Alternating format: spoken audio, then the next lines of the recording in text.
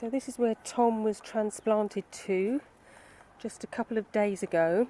I'm afraid the camera missed the actual event. I hope the camera doesn't steam up. It's particularly humid in here. But yes, Tom has now found his rightful place in the polytunnel.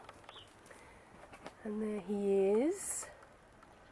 Still looking a bit small, but give it time. It's only the middle of May and it was freezing last night.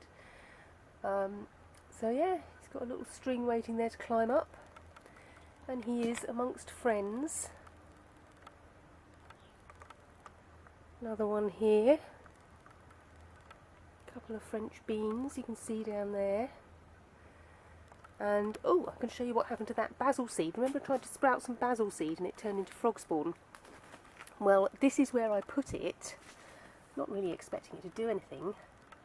And you can see it's actually turning into quite nice basil. Mountains of it. That's an old squash seed that's just sprouted by itself. So I'll see what happens to that. And yeah, we're all set up. You can see the irrigation system.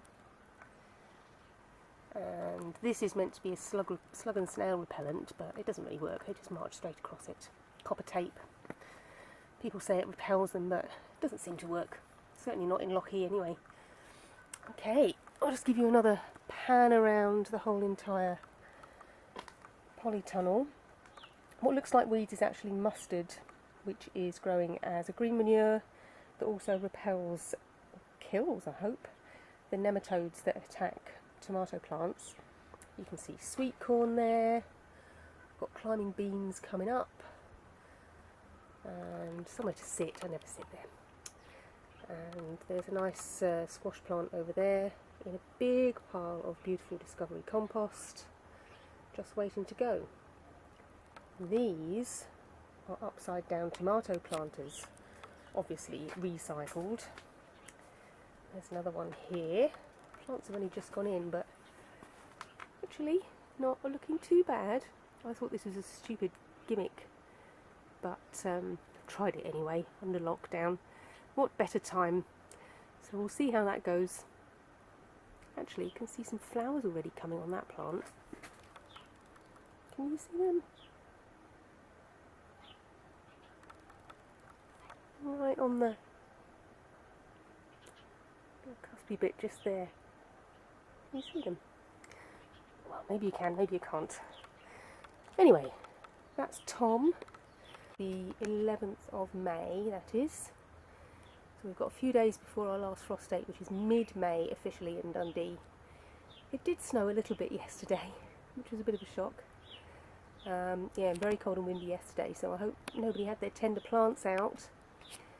So hopefully after this week we'll be on the other side of that last frost date, and then we should be safe to get things out. So Tom is only about 3 inches high on the 11th of May. Fast forward 2 months and oh, Tom, you have got big. Look at that. Not only has Tom got flowers, he's even starting to develop a little tomato back there. Remember, he's just a random seed from a fridge tomato, so we don't know what they'll turn out like. And he's named not for the obvious reasons, but after Captain Tom Moore, now Brigadier or Major or something. And all his little friends down here, little basil seedlings, and a cucumber, trying to get some light there.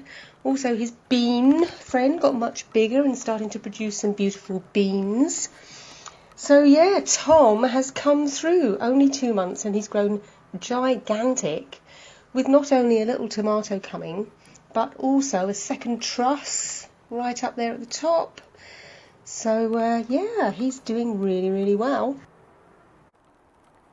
So while we're in the polytunnel, I'll give you a quick update on the upside down tomato planters, which seemed like such a crazy idea to start off with. So these were kind of plastic demijohns that were going to be thrown out. Cut the bottoms off, hung them up with some wire, and planted the tomato plant through the neck. And they're looking absolutely amazing. Hard to keep them watered, but yeah, loads and loads of little cherry tomatoes coming on that one. Used a bush tomato rather than a climbing tomato, for obvious reasons. and they're doing very well. I planted some alfalfa seed in the top to try and get some nitrogen delivered in there. Likewise this one. Loads of beautiful tomatoes coming on that. That's got beans planted in the top. And planter number 3 is next to that squash plant. There it is, sneaking in there. So this has also got loads of tomatoes coming. Nothing ripe yet, but we're on the about the 18th of July. So we've still got ages. And this is that squash plant that was planted in the Discovery compost. It is enormous, gone all the way up there. We don't yet have, so there are buds coming on it, but these are male flowers. You can see the straight stem behind the flower, that's just a male flower, so that's not going to make a fruit or a squash. And we don't yet have any female flowers coming, but they always come later. One top tip that I got from a gardener friend of mine the other day is to keep some of the male flowers when they come out. Take some of the male flowers off and keep them somewhere safe and dry, and then when the female flowers come, you've definitely got something to pollinate them with, because sometimes they come out so late that there's no pollen left, so it's a good idea to make sure you get some pollination going on. These squashes are really going absolutely nuts. This one's a tromboncino, I think, and this one is a butternut. So yeah, provided we get a reasonable amount of sunshine over the rest of July and August, we should get some squashes. And there's those sweet corns. No cobs coming as yet, which is slightly worrying me, but the plants are huge. Oh, there's a trapped bumblebee. I must save it.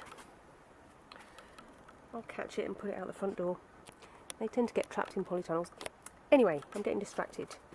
Tom, ta-ra, and squashes, all good in the polytunnel.